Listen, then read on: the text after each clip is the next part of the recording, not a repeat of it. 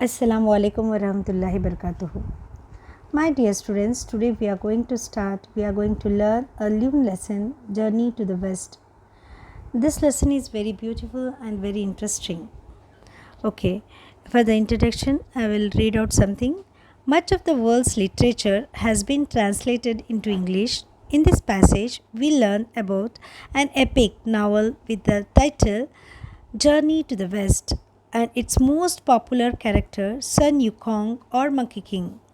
This novel is a classic of Chinese literature. It was written in 16th century by Yu Chuang. Okay my dear students, यहाँ पे हम देख रहे हैं journey to the waste में ये एक लिटरेचर है, ये इंग्लिश लिटरेचर का एक अदब है जो इंग्लिश में ट्रांसलेट किया गया है। और इस पैसेज में हम देखेंगे epic. What do you mean by epic? It's a तवील तारीफ़ है इसमें जर्नी टू द वेस्ट के बारे में। और इसके अंदर एक पॉपुलर कैरेक्टर, बहुत ही इंटरेस्टिंग कैरेक्टर है, सन यूकोंग और monkey king.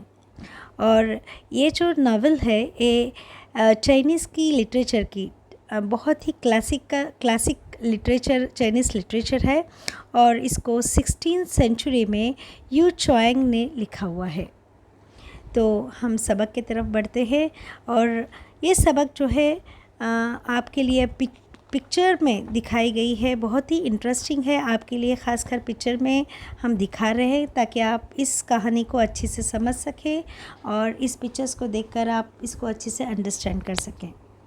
Okay, when we read the words journey to the west, we naturally start thinking about journey to the western countries like England and America. यहाँ पे मैं बताना चाहती हूँ आपको जर्नी टू द वेस्ट। हम journey to the western countries की तरफ हम जब सफ़र करते हैं वेस्टर्न की तरफ, हमारे मुल्क, हमारे कंट्री इंडिया के लिए वेस्टर्न कंट्रीज़ कौन कौन से हैं, जैसे इंग्लैंड है और अमेरिका है। Okay, here but west is a relative term. For countries to our east, we are the west. This particular journey that we are going to read about was actually a journey from China to our country. It was made by famous 17th century Yuan Chang. इसमें देखेंगे हम कि दूसरे मुल्कों के लिए हम जब मगरिबी हैं, जैसे चाइना के लिए हम मगरिब के तरफ हैं, तो इस कहानी में हम देखेंगे journey from China to our own country. यहाँ पे this was made by famous 17th century traveller Xuanzang. Xuanzang 7वीं सदी में उसने भारत देश के लिए, भारत मुल्क के लिए उसने अपने चाइना से भारत देश के लिए, भारत मुल्क की तरफ उसने सफ़र किया, तो उसका सफ़र माना जाता है journey to the West. In those days, traveling from China to India was not an easy task. One had to travel thousands of miles on foot or horseback, crossing desert, crossing snow-clad mountains, crossing strange unfamiliar regions, using roads where bandits and robbers roamed. Who would do it? But Yuan Chang had a dream. He wanted to take Buddhist scripts from India to his homeland in China. It was like a pilgrimage to him.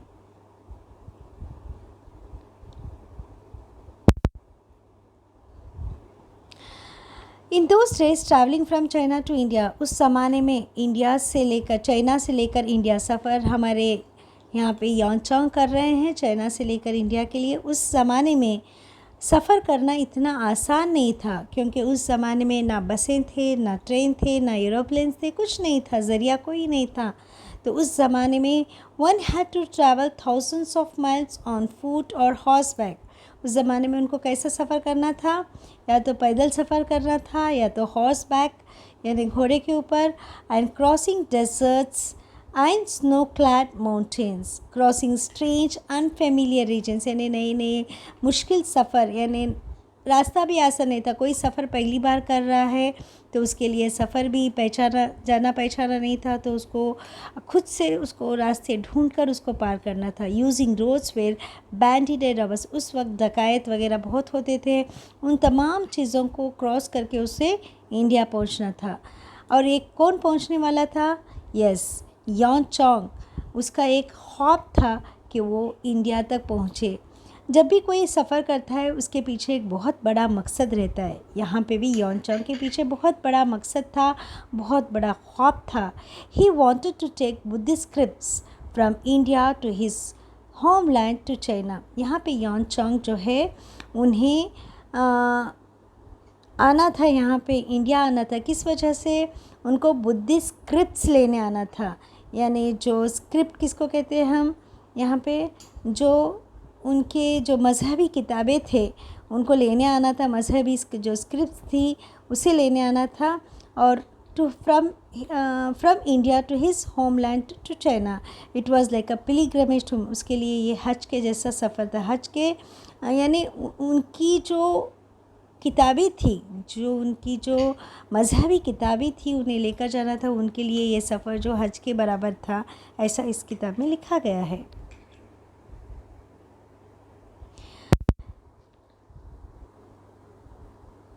Yes, I will continue. Yuan Chong undertook the long and difficult journey to follow his dream. For 17 long years, he kept on traveling, suffering many hardships on the way.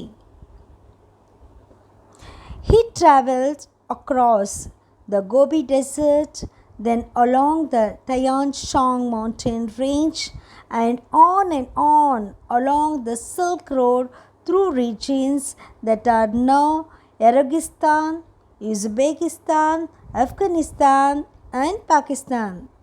Before he came to India, in India he traveled many paths and gathered many important manuscripts. यहाँ पे हम देखेंगे इस कहानी में आपने देखे pictorial representation भी माशाल्लाह बहुत ही अच्छे से है। तो हम यहाँ देखेंगे यॉन चोंग जो है ये अपने मजहबी किताबों के लिए उन्होंने जो चाइना से सफ़र किए थे। Yuan Chwang undertook a long and difficult journey to follow his dream, यानी अपने ख्वाब पूरा करने के लिए उन्होंने बहुत ही लंबा और बहुत ही मुश्किल सफ़र जो है उन्होंने तय किए। For 17 long years. How many years he has took? He has taken 17 long years. He kept on traveling, suffering many hardships on the way. It's not an easy task. ये आसान नहीं था. He suffered a long through for 17 years from China to India and once again back to China.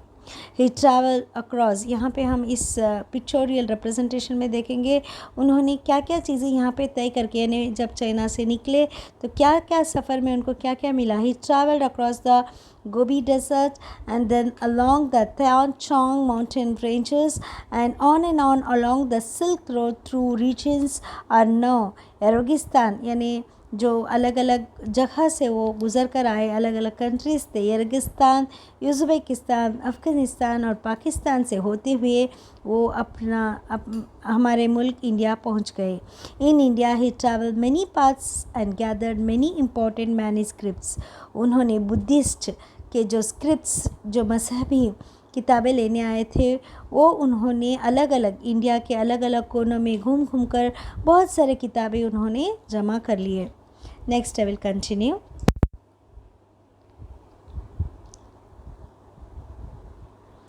The way back home was also equally difficult, but Yuan Chong managed to reach China safely along with the scripts.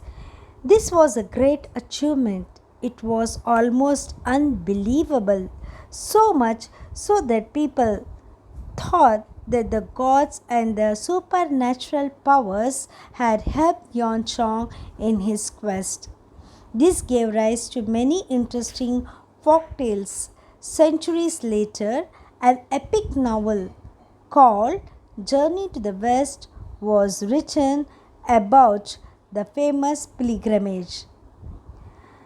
The novel made use of many of the folk tales. The novel and the stories in it are still very popular. तो यहाँ पे आपने देख रहे हैं कि यहाँ के जो यॉन चोंग है, जो निकले थे सफ़र के लिए चाइना से, अलग अलग मुश्किल रास्ते से होते हुए, अलग अलग कंट्रीज़ से होते हुए इंडिया पहुँच गए। फिर उसके बाद द वे बैक होम यानी पहुँच भी गए और उन्होंने अलग अलग बुद्धिस्ट स्क्रिप्ट्स भी ले लिए और अभी उनको लौटना था। The way back home was also equally difficult. How he has came once again, he has to go back to China. यानी चाइना उनको वापस पहुंचना था, तो equally difficult यानी रास्ता भी बहुत मुश्किल था.